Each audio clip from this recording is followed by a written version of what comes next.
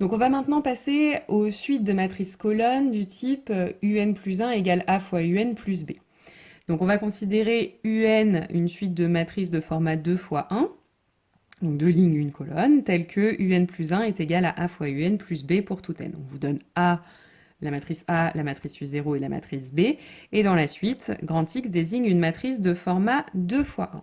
Alors la première chose, on vous demande de résoudre l'équation AX plus B égale X. Donc, première étape, j'isole les X. Donc ça me donne, je passe le AX de l'autre côté, ça me donne X moins AX égale B. Ensuite, je factorise par X. Donc ça va me donner I2 moins A fois X égale B. Et attention ici, on serait tenté par une division par 2i moins a, mais évidemment on est dans les matrices, donc on va éviter les divisions. Là, l'idée, ça va être plutôt de démontrer qu'en fait cette matrice est inversible et on va multiplier par sa matrice inverse des deux côtés. D'accord? Donc vérifions déjà que I2 moins A est inversible. Donc la matrice I2 moins A, en fait, ça va me donner donc la matrice identité, c'est celle-ci, moins la matrice 5, 3, 5, 7. Et ça me donne comme matrice moins 4, moins 3, moins 5, moins 6. D'accord? Et donc, je vérifie qu'elle est inversible. Donc, moins 4 fois moins 6, moins 3 fois moins 5. Ça me fait 9. C'est différent de 0. Donc, la matrice est inversible. Et la solution de l'équation, on peut l'écrire ici, hein, donc I2 moins A est inversible. Et donc la solution de l'équation, grand X, va être égale à l'inverse de la matrice I2 moins A fois la matrice B.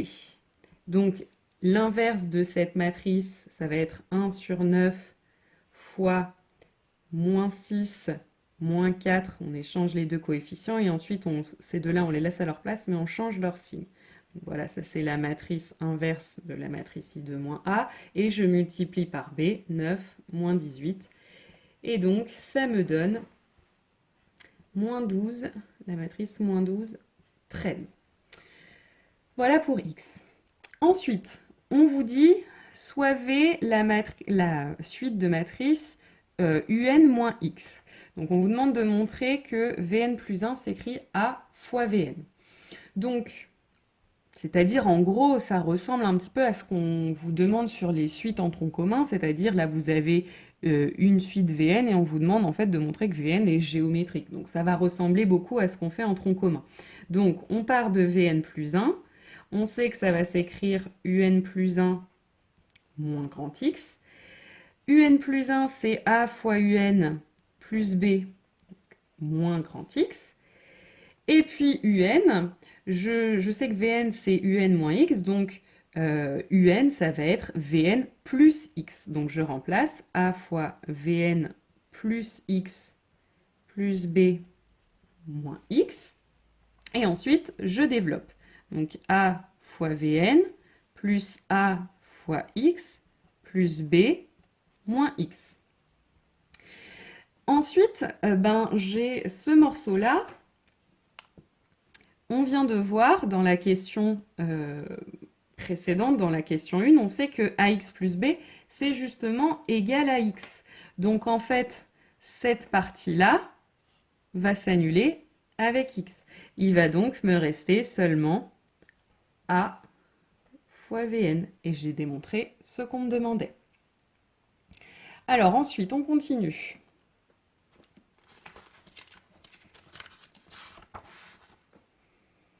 Donc maintenant, il faut démontrer que pour tout entier naturel n supérieur ou égal à 1, Vn est égal à A puissance n fois V0. Donc, encore une fois, c'est une récurrence pour cette première partie. Donc, initialisation, donc on le montre pour n égale 1. Donc, on calcule A puissance 1 fois V0, c'est-à-dire A fois V0. Et ça, on sait que ça donne V1 d'après la question précédente. D'après la question 2. D'accord? Appliqué pour n égale 0. D'accord? Ensuite, l'hérédité. On suppose que pour un entier K appartenant à n étoiles, eh bien on a Vk qui est égal à Ak à puissance K fois V0. Je multiplie par A des deux côtés, à gauche. Et donc là, ça va me donner, d'après la question précédente, Vk plus 1. Et là, ça me donne A à la puissance K plus 1 fois V0. Conclusion, pour tout n appartenant à n étoiles, je vais bien avoir Vn qui est égal à A puissance n fois V0. Et ensuite, on vous demande d'en déduire que Un est égal à A puissance n fois U0 moins x plus x0. Donc ici, on va faire encore une fois comme on fait en tronc commun pour les suites géométriques, c'est-à-dire que là, vous avez Un, vous savez que c'est égal à Vn plus x.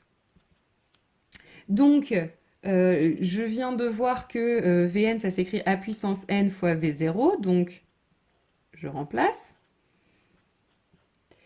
Et puis enfin, V0, vous savez que Vn, c'est Un moins x, donc V0, ça va être U0 moins x. Et on a démontré ce qu'on voulait. Et pour la dernière question, on vous a donné la matrice A puissance n déjà, et on vous demande en déduire Un en fonction de n. Donc Un, on vient de voir que c'est A à la puissance n fois U0 moins x plus x. Et donc ça, ça va être donc 1 sur 9 fois 3 fois 10 à la puissance n plus 5 fois 2 à la puissance n, 3 fois 10 puissance n moins 3 fois 2 puissance n, 5 fois 10 puissance n moins 5 fois 2 puissance n, 5 fois 10 puissance n plus 3 fois 2 à la puissance n, qu'on va multiplier par U0 moins x. Donc U0, c'était moins 12, 4, et x, c'était moins 12, 13. Donc ça va nous donner moins 12 plus 12, 4 moins 13. Ça, c'est U0 moins x. Et puis on va ajouter la matrice x, donc moins 12, 13. Et donc si je fais ce calcul, j'obtiens comme matrice moins 3 fois 10 puissance n plus 3 fois 2 puissance n moins 12, moins 5 fois 10 puissance n moins 3 fois 2 puissance n plus 13.